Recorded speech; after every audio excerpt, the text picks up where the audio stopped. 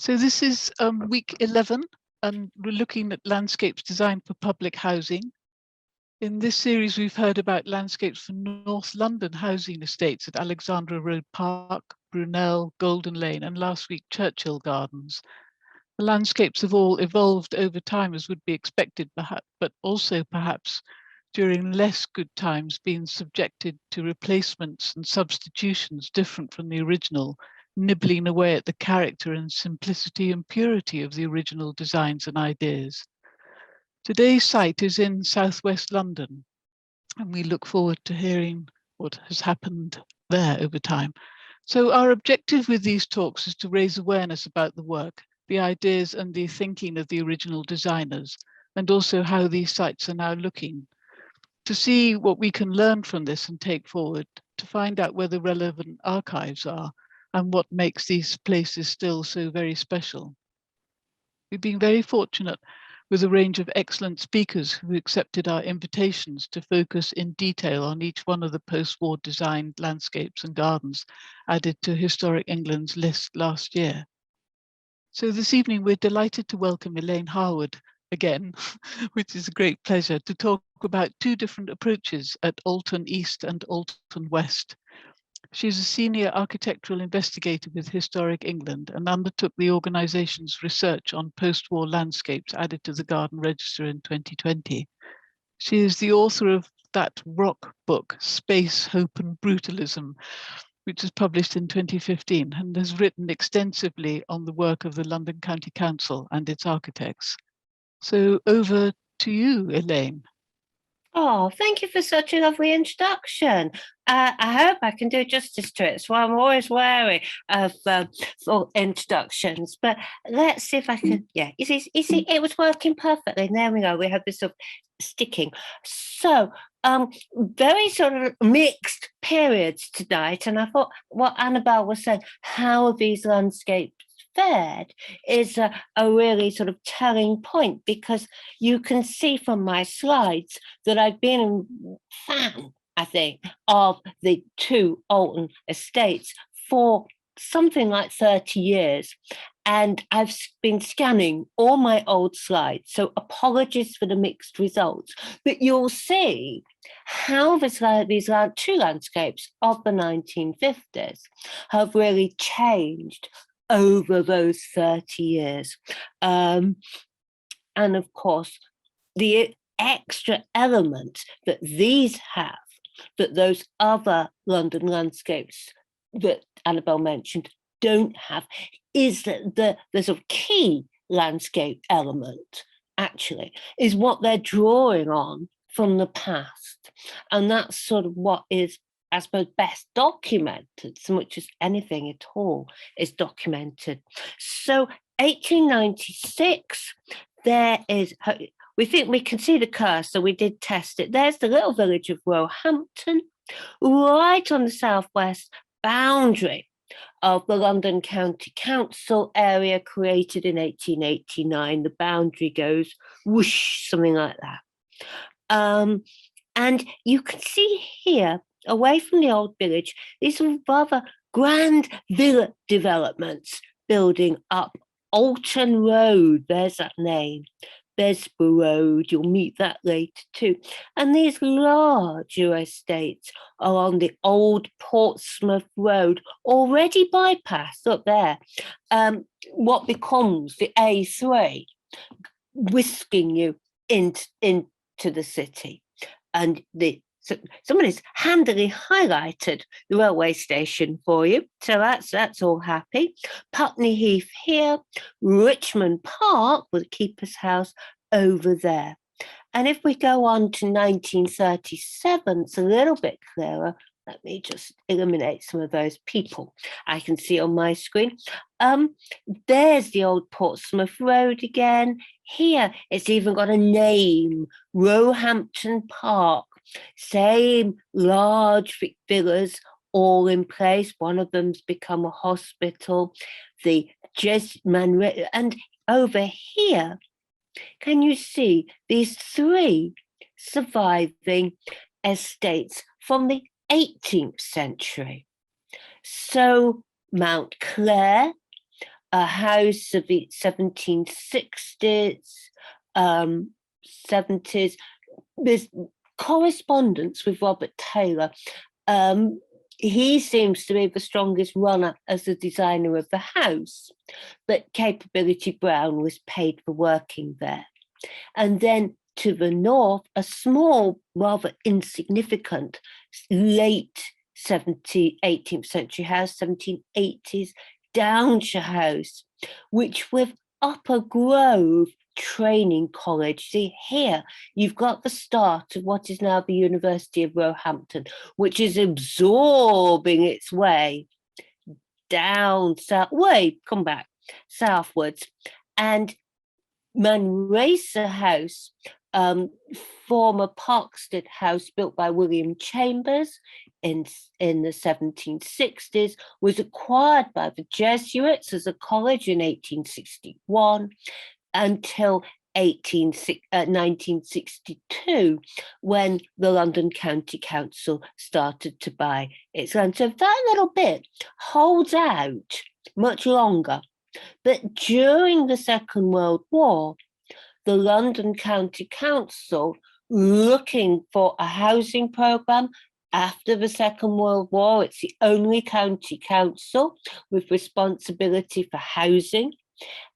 It's got obviously more bomb damage than any other city, and also tremendous problems of overcrowding, slum clearance, and it wants to be seen to be building. And this is it. These are two of a number of sites around the southwest area, which is one of the few bits within that county boundary that's still open. And another section you'll see down here, right on the there's the boundary, right on the boundary with Wimbledon, and that will also come into the story as the Ackroydon estate. So lots of names. Here's what happens from its open gardens walking tours, Alton West up here, the smaller Alton East down here, and this sort of gap in between where Manresa House, now Parkstead House again, has become part of Roehampton University. So let's start the story with the first bit. As Annabelle said, they're two rather contrasting approaches to dealing with rather different inherited landscapes. So this very tight boundary is a designated area of Alton East. There is the Besborough Road, there is Alton Road that gives its name to the whole development. In the 1950s, this was called Portsmouth Road for added complication, but there is the Portsmouth Road, so it perhaps isn't so bad after all. And there's a little plan. I've flicked everything slightly sideways to get it in, but you see these red point blocks. The yellow are two-storey houses, and the blue are four-storey masonettes. So that's a two-storey unit, one on top of the other, which became very fashionable after the war. I found examples up in Nottingham pre-war, but they weren't much built until after 1945. If you then, as Manresa House again, here's the sort of dark purple of those three historic houses over here, and you can see a very greater variety with these more purple, more green elements in this bigger development over here, but we'll come to those later. And this, you see, there's those, here is Alton West with these, this is the sort of most dramatic part. These are those purple bits, these 3-5 slab blocks inspired by Le Corbusier's Unité d'Habitation, which the architects visited, and these very tiny units, pensioners' bungalows, around the historic Mount Clare over here. And over here, this is that earlier bit, swathed in trees, with these 10 point blocks, punkthuis, the name taken from the Swedish, 11 stories high. And this whole mix of different units was an idea, really goes back to Elizabeth Denby, who's a very important figure, not an architect, but a housing specialist. She trained in housing management and starts to evolve ideas about social housing in the 1930s. She visits key places like Berlin and Vienna, where social housing is really takes off in the 1920s, and Frankfurt as well. Lots and lots of ideas. And she sets out the theory that in a crowded city like London, the only way to use these limited plots of land is to accept that there are lots of people who are happy in flats. And remember, in the 1930s and 40s, you've still got a lot of that generation of spinsters who didn't marry because of the First World War. They'd lost their husbands and boyfriends. A lot of daughters living with elderly mothers, for example, or couples without children. The birth rate was incredibly low before the Second World War. And Denby's theory, she sets out in 1935, when birth rate is particularly low, that if you have flats for people, single people, couples without children, etc., then there's more land for family housing.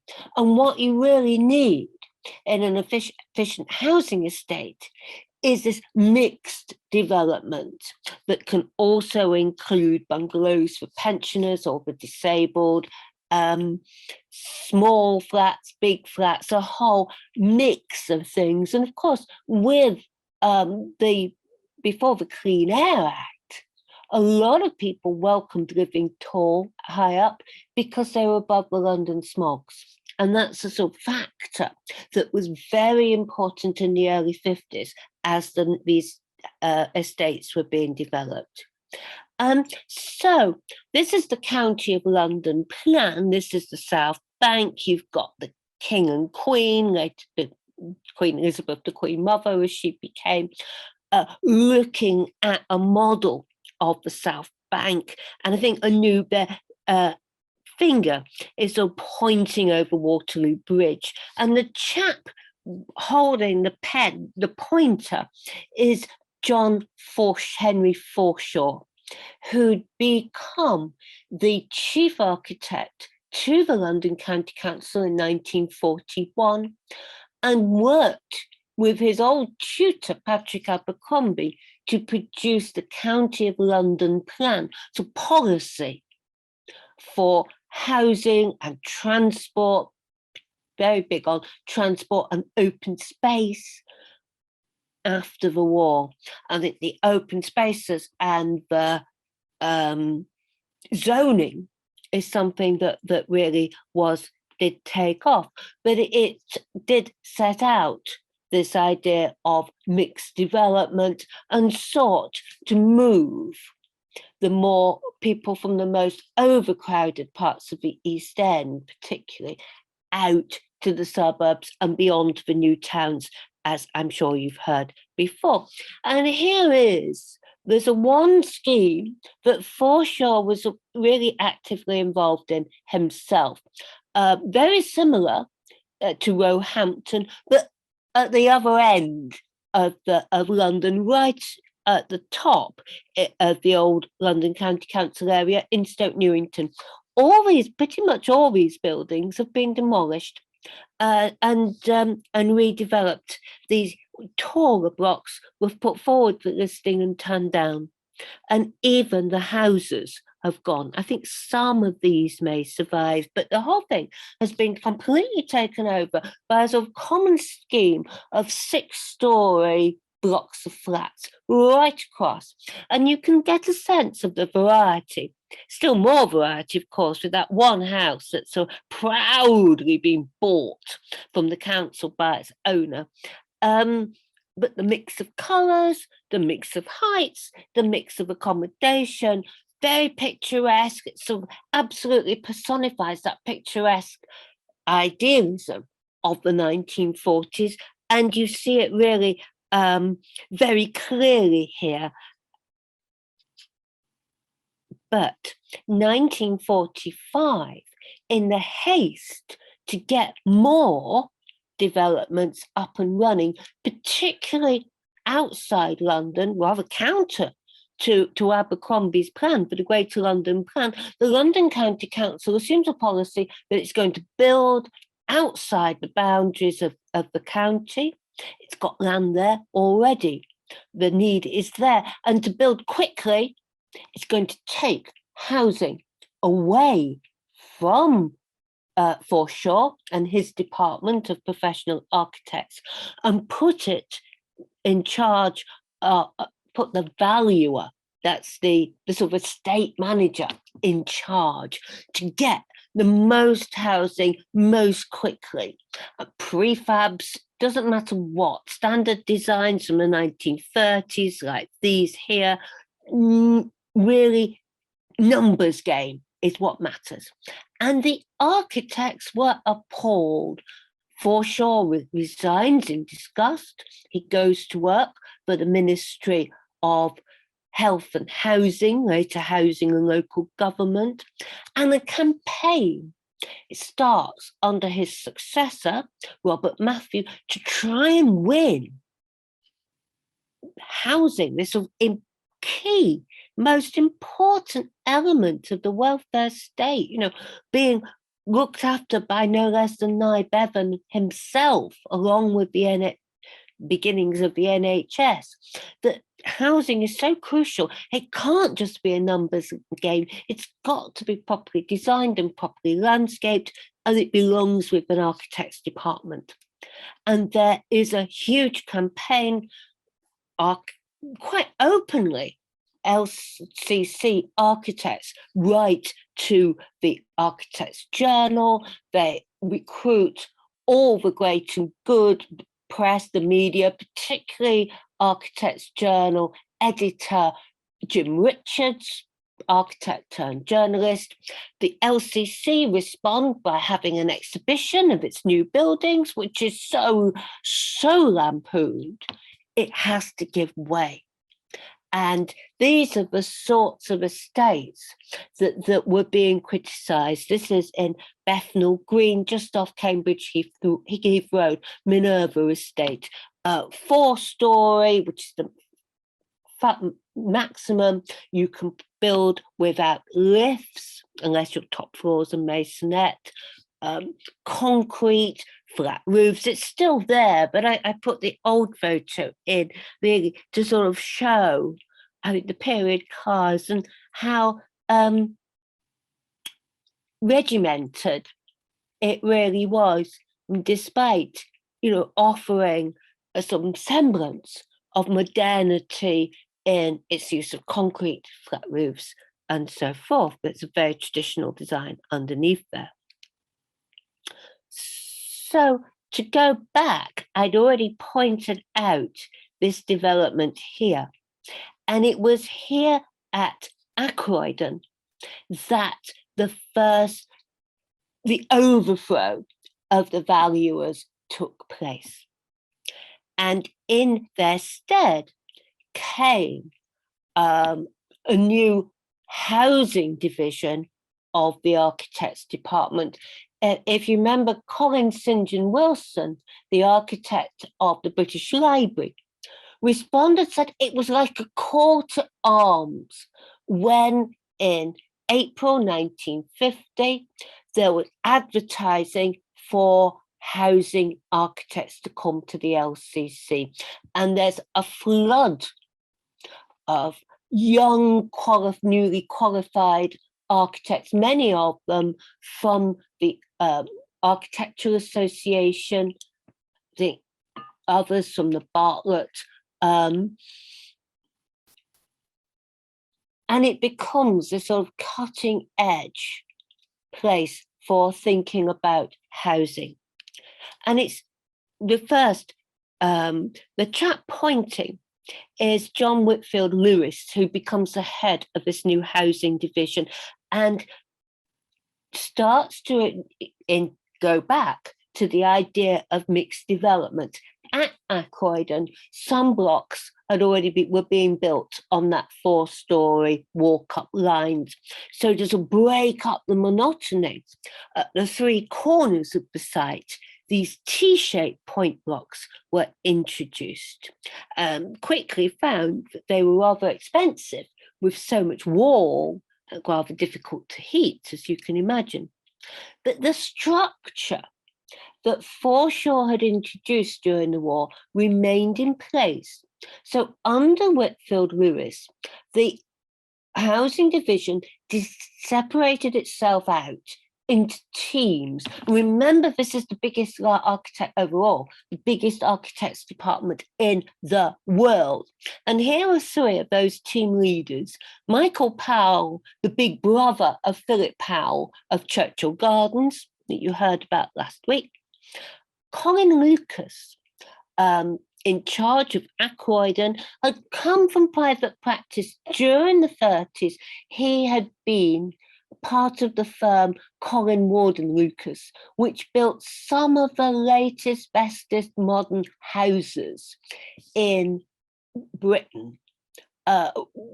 Lucas was English, his partners New Zealanders, who'd built High the first thoroughly modern movement, Le Corbusier-inspired house in Britain. And the 3rd person there, Rosemary Sternstedt, actually from Birmingham, but she'd married a Swedish lawyer, and I think split up very quickly from Swedish lawyer, but kept the name. And she'd come from Stevenage, New Town, where she was been working on housing and landscapes for the first developments there. I've no idea who the chap with the glasses is, but perhaps you can tell me. So let's start with, let's go back. Those 3, they were the team leaders. Their job was to sort of manage the young Turks like Sandy Wilson and his contemporaries, who were sort of full of bursting with ideas, and which they then had to steer through committees.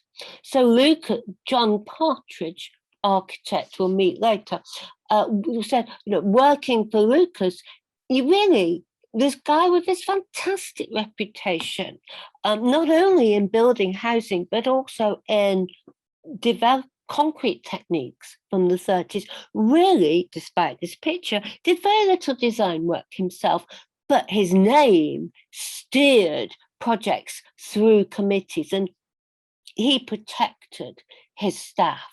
And Sternstedt does much the same with her team. And it's her team we're going to look at first. I say the Swedish connection might be useful, but it's really Oliver Cox and Graham Shankland, architect Cox, Shankland more the planner, who really carry through Alton East.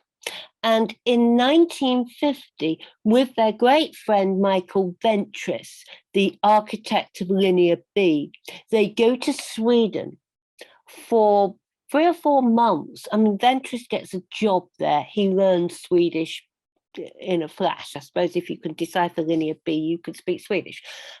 The others really just have an extended holiday and explore. I couldn't find a picture of Shankland anywhere. I'm sorry. But these are the sorts of schemes they were looking at, particularly Danviksklippen, built during the war when Stockholm was industrializing rapidly. A lot of refugees settling in the city, a lot of people coming from the countryside into the town. And these Punkthaus, there's that name. I think it's got a German derivation ultimately, but it's the Swedish that catches on. And look at that rock that building is, those flats are sitting on. And what this design, it's chunky, isn't it?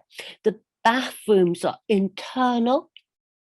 They're artificially lit and ventilated. And you couldn't do that until technology caught up in the 1940s. And if you look at Hagastaden, apologies to any Swedes who may be listening, the mixed development you can see happening there. And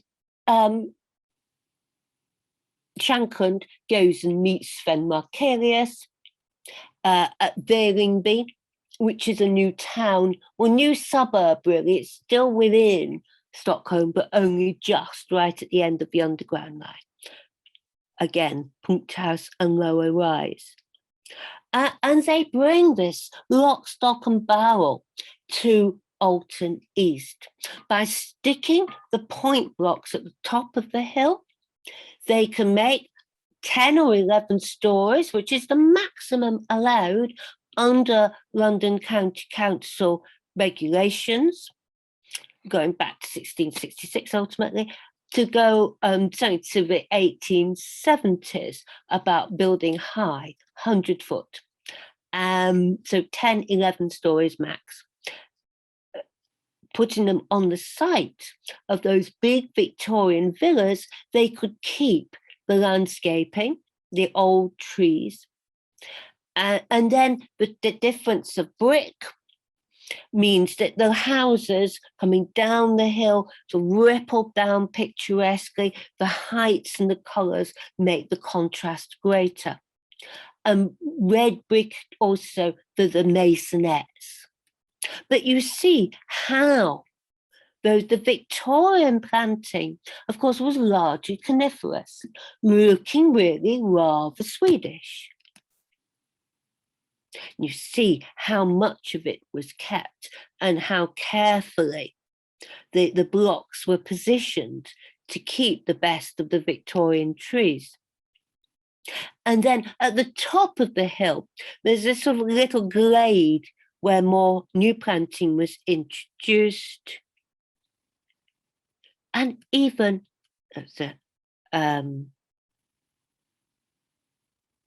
these have got slightly out of order, but you see the idea here. Yeah, this is what I wanted to show you there, and in greater detail in this older picture. Those rocks don't look like they're in the sandy heathland of southwest London, but it's what you'd get in Stockholm. And so they've sort of made a Victorian landscape kind of more Swedish.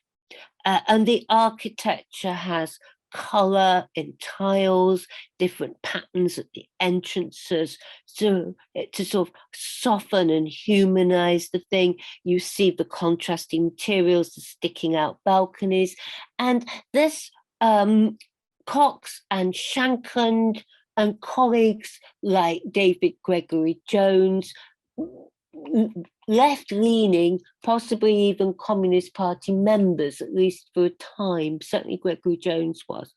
Cox and Shankland less so, I think. Certainly not Cox. But they become known as the empiricists.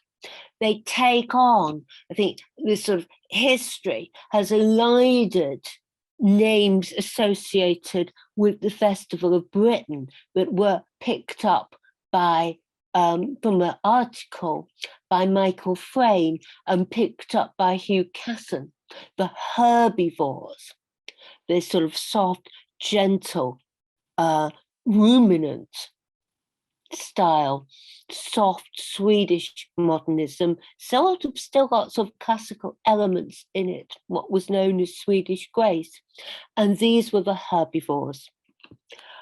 by contrast, we had the carnivores that we'll come on to. But before we do, just wanted to point out this little development, which is not part of the designation, but the building of little houses around a quasi-village green is an important part of housing planning in the late 40s, early 50s.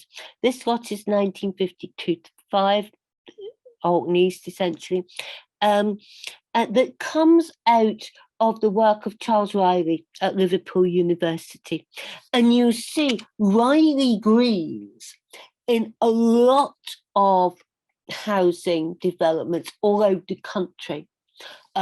Riley first gets involved in Bilston and Dudley in the West Midlands. There's a lot of, shortly before his death in 47, but the idea has legs and it keeps going. There's some fantastic examples in Bath that would draw your attention to, but I would have included this in the designation, I have to say. Because you see the examples here of the materials that still survive, you know, the granite sets, the little railings, still here in Horndean Close, still there on the main site as well. But it's the subtlety of the detailing that makes Alton very special, I think. Now, moving on, I jumped ahead of myself as per usual. Those are the point blocks of Alton East. There is the church at Roehampton of the village.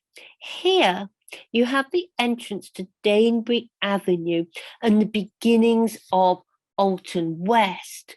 This is Roehampton Lane, and it gives its that was the original name of this much larger site. And you can see by the concrete here that it's a different aesthetic.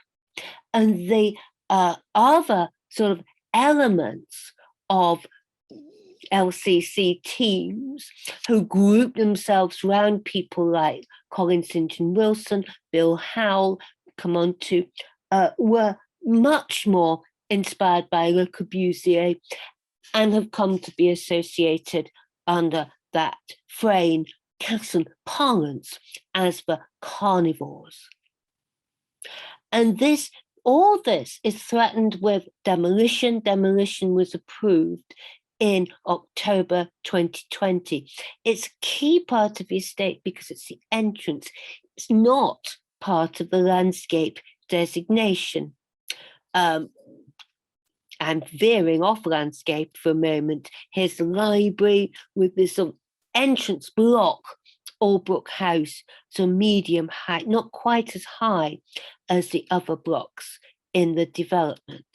But from its roof, you see how the estate opens up and where you get the point blocks of Alton West, Roehampton Lane, and these slab blocks that we'll come on to.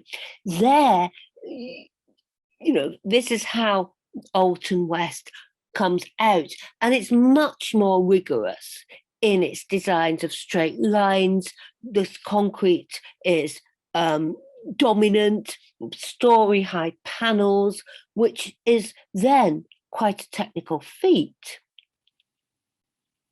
And that's looking back to that earlier tower where the original photograph was taken from.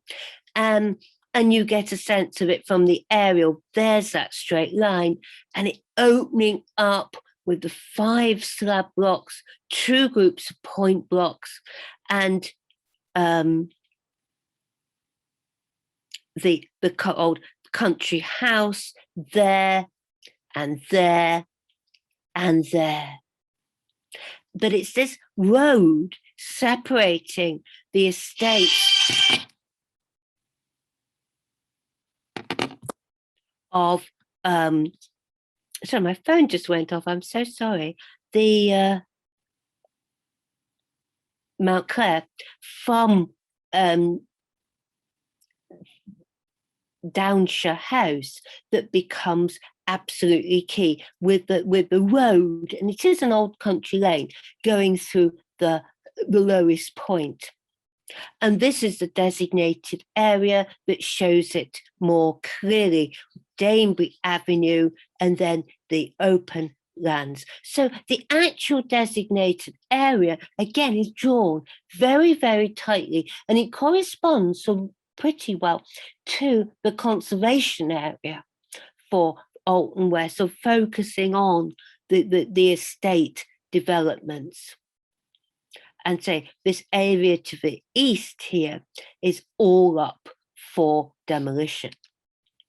And there's my plan again, just to point out that greater variety of building types on this larger estate. So in the middle, you have Parkstead, as it originally was, Manresa House, as it became under the Jesuits. It's now reverted back to its original name of Parkstead House. So that's sort of rather out of the story. It's now university land, but it makes for a rather difficult plan, and you've always got to walk around it. So here's Mount Clare. There's the old lane in between. There is Downshire House with this open field site beyond. And here is Brown's depiction of Mount Clare from 1774 or so. And here's the back of it today, as it was, as it is now, with that large tree gone. This is the front. Presumably it just outlived its time, I don't know. But the team that are brought in to develop this under Colin Lucas again, and say what Lucas did was to protect the young Turks, who 3 of them from the Architectural Association. John Partridge had to come up through the ranks of the LCC and gone to Regent Street Polytechnic as a part-time student. So very different background from the others.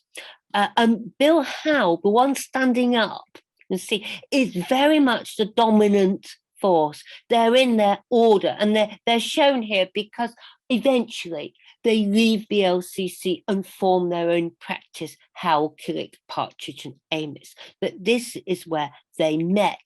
And it really began, and here is the way that they coped with the trying to keep Mount Clare, been highlighted for retention by no less than the chief architect, Robert Matthew himself, much stripped of its plasterwork and decoration because of dry rot, but retained and brought into teaching use, teacher training. And around it, buildings kept low. This brand new building type of single-story bungalows for pensioners, which hadn't really existed. The earliest examples that I know, 1930, up in Redcar. But the breakdown of the extended family, partly because of the war, showed up the need for more housing, particularly for pensioners who were still active, rather than putting them into a home. You'd got the whole workhouse system that was still there, really, in all but name, into the 1960s. So it's a whole issue in itself. And here, the alternative is keeping so much green space was possible by building tall. And that didn't just mean punctus, but also these slab blocks inspired by the Unité d'Habitation.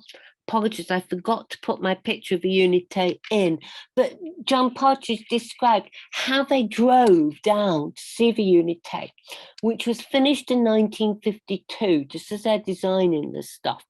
And they'd got an old pre-war Morris Oxford, and they had to keep chewing gum because there was a leak in the water tank, and they had to keep using the chewing gum to block the leak. So they got to Marseille and back. But this was just a prototype unit, again, on the Croydon estate.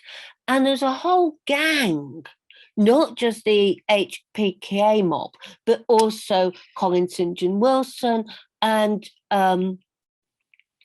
Howe's eventual wife, Jill Sarson.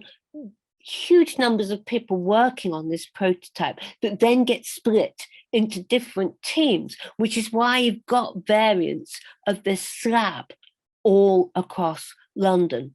And I think there was some deliberate breaking up after they was sort of in-house and try and break up the ringleaders and divide this sort of tough new group of architects that were demanding to use concrete and the latest modern designs.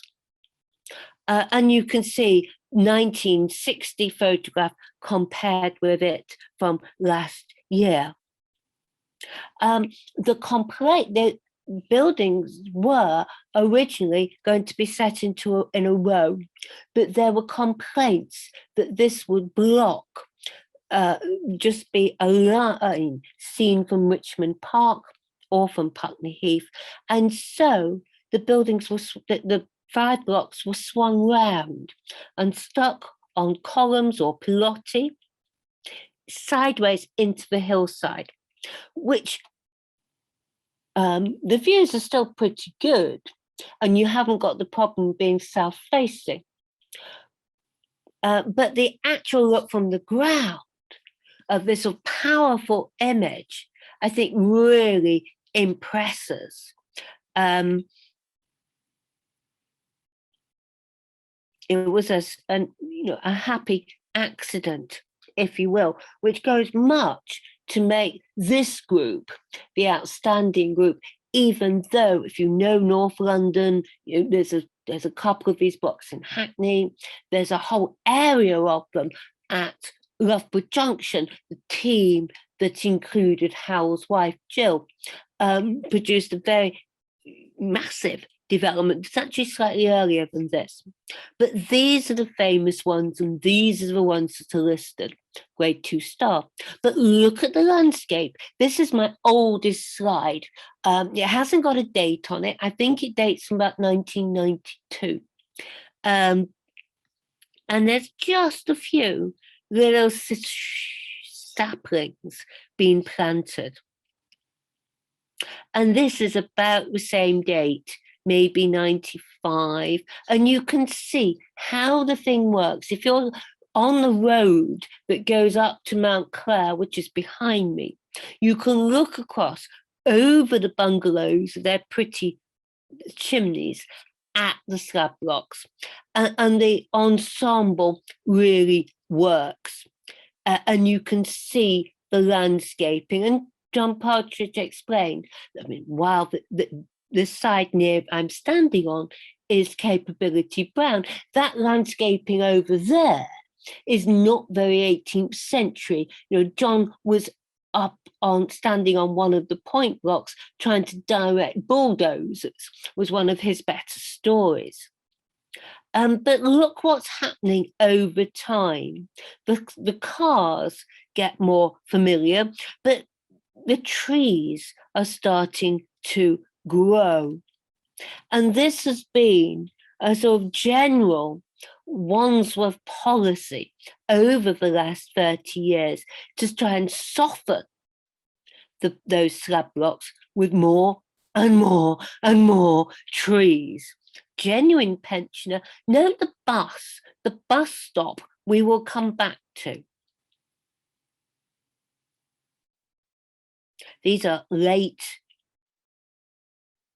90s, early noughties. And the back of those pensioners' bungalows, the same thing has happened. Again, from the early 90s to now, this taken last year.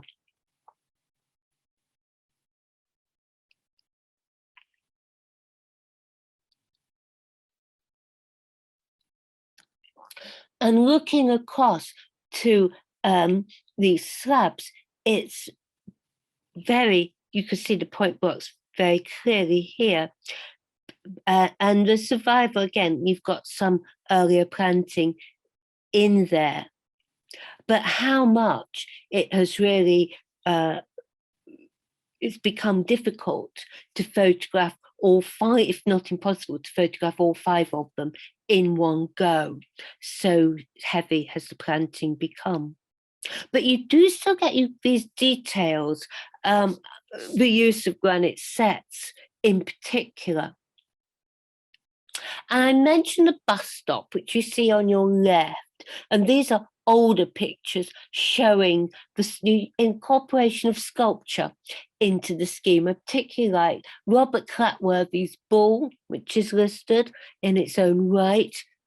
That's a clearer picture of it. The LCC had exhibitions of outdoor sculpture beginning in Battersea Park in 1947 and held at Battersea Park, occasionally Holland Park, every 3 years until the mid-1960s. And one of the exhibits was a maquette of this bull.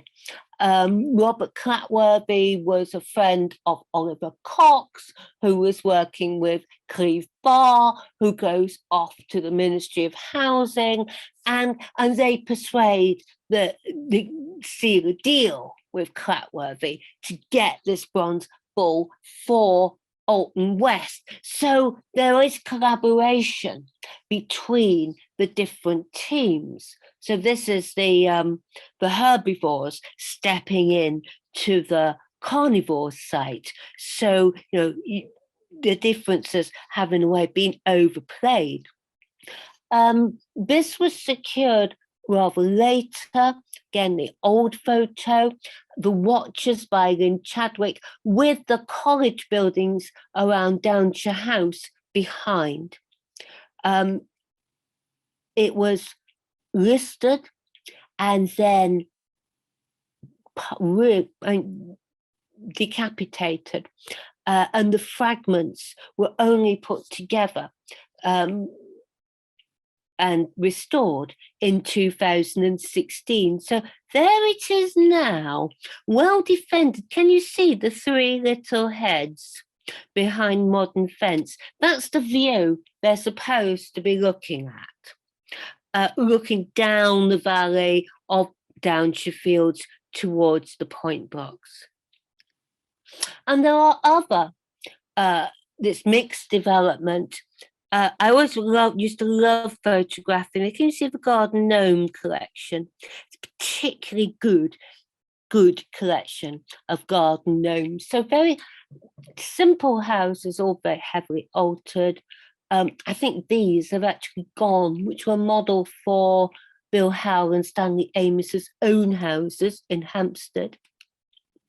There's a central area of shops, again, in the middle of the development, and later additions, particularly on that Manresa House site that the LCC takes after Cox, Shanklin, Howell, Killick, Partridge, Amos have all gone into private practice. There's a general drift of capable architects at that generation out of public service into university work in HKPA's case, or to the central government, initially in Cox's case, or private planning practice in Shankland's. So the later buildings are simpler, sort of more generic, I would suggest. Included, however, this very fine adult education centre, very close to those shops I just showed. And this was demolished in 1996, leaving, along with one of the primary schools, the demographic has changed. The Alton estate was full of small children in the 50s. They've all now grown up. And it's a much more mixed community, a lot of students living on the site now. And so all that's left is this mural that was added in 1987. And on the site, you see these very postmodern late 90s that have infilled and really pretty destructive. And the landscape at present is big enough to take this intrusion onto the school site. Whether it can take all this, if the library and that bigger range of shops at the entrance to Danebrake Drive, along with those serried ranks of maisonettes, are all demolished, I wonder. It would make a very different and perhaps rather isolated landscape surrounded by such very bulky developments. If you want the stats, they propose to demolish 280 units of social housing and replace them with 1,081 new dwellings, of which 261 will be social housing, along with new landscaping, etc. Now, that's all been approved by the council for itself, of course, in October 2020, even though the original developer pulled out during COVID. So watch this space. Anything?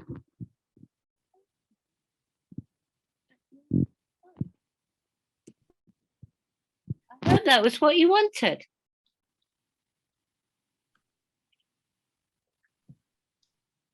Hi, Elaine. Sorry, I'm going.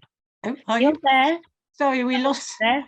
I lost sound. I don't know if it right at the end there, so I apologise for the. Oh dear.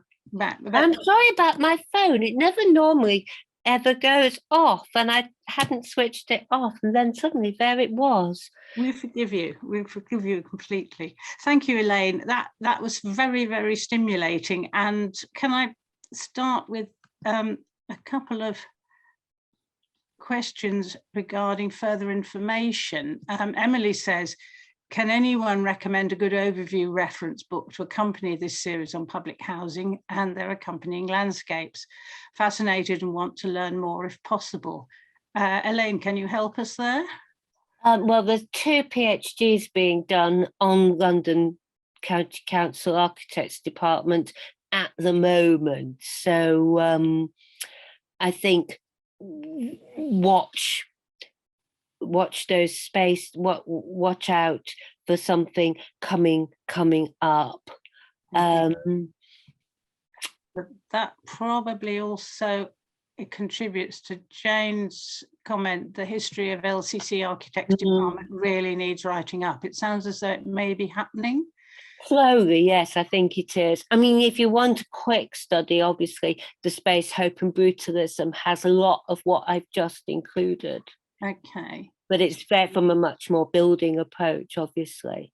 Yeah. And I am, Annabelle, I am saying too much planting at Alton West. I find you've mentioned a number of times about the social side of these things, the mixed reaction that the new architecture got, the change in landscape. I wondered if there were any records of the people, the experiences of the people who moved into these new estates. Obviously, they've probably come from housing which is perhaps substandard.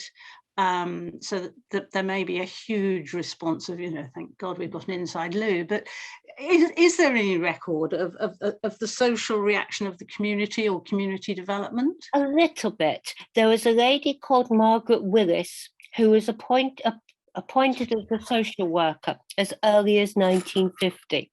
And one of her tasks was going to interview new residents and to show people that prototype, that little black and white little box I put in that was on the Ackroydon estate. And the main comment was, how could they afford curtains for such big windows? And they got the nets up pretty quickly, all the same. But remember, this is southwest London. And one reason that Roehampton could be as it was and have central heating from that big chimney I showed was that the residents here were always a cut above those of the East End. They'd come from one bombed out Battersea, Wandsworth, Putney, rather than from the real sort of inner cities. So they could afford higher rents, they could afford the longer travelling distances, and they could afford central heating, which Tower Hamlets residents in the 60s until the mid-60s couldn't. That's really interesting. That answers a lot of my queries, who could afford central heating? And so that, were there any proportion of the community who felt that they couldn't afford to live in those places, or was it pretty much everybody who was offered? I presume it was based on being offered a place. Well, it was based on being offered, and they discovered that on the whole, most people couldn't afford it, which was why for a long time only Roehampton was built with central heating. Interesting. Were they? There was no sort of community heating development, was there? Or was... So that's the community heating is that big boiler flue on Alton, on the Winchfield House, the second of the slab blocks. I showed it in a few pictures because it's so photogenic, and that served all the point blocks, all the slabs. And it also served the college buildings, the 18th century buildings that were restored for college use. So the maisonettes, the houses and the pensioners' bungalows still had coal or coke heating. Yeah, that's exactly what I was going to ask. Yeah. So the big community developments, what were they heating? What fuel was that? Sorry, the big community. Sorry, was it all coal or coke heating? Well, in London, under the Clean Air Act, you're moving from coal to coke in the 50s. Yeah, absolutely. Okay. And I wondered also, before I let you go, is to pick up on Annabelle's comment about too many trees at Alton West. Again, was there any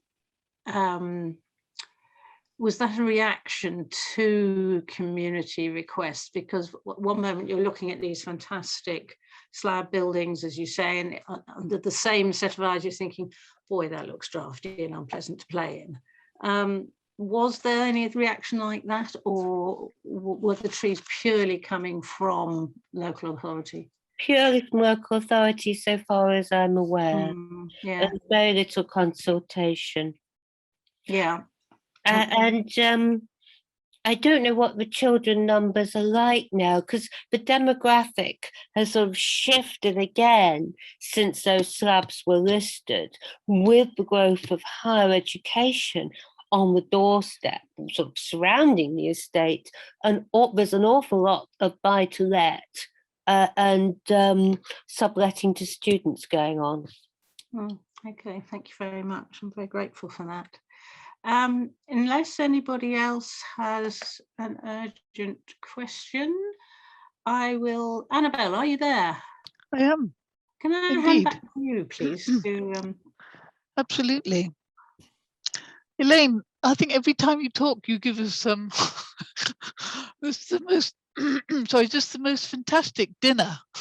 It is really wonderful, really absolutely superb, and I really feel to have a much better understanding of both sites and things and the development, and I think, and all your passion about it, and 30 years or whatever, from taking photos and images and things of it, is just a wonderful treat to share that, from you.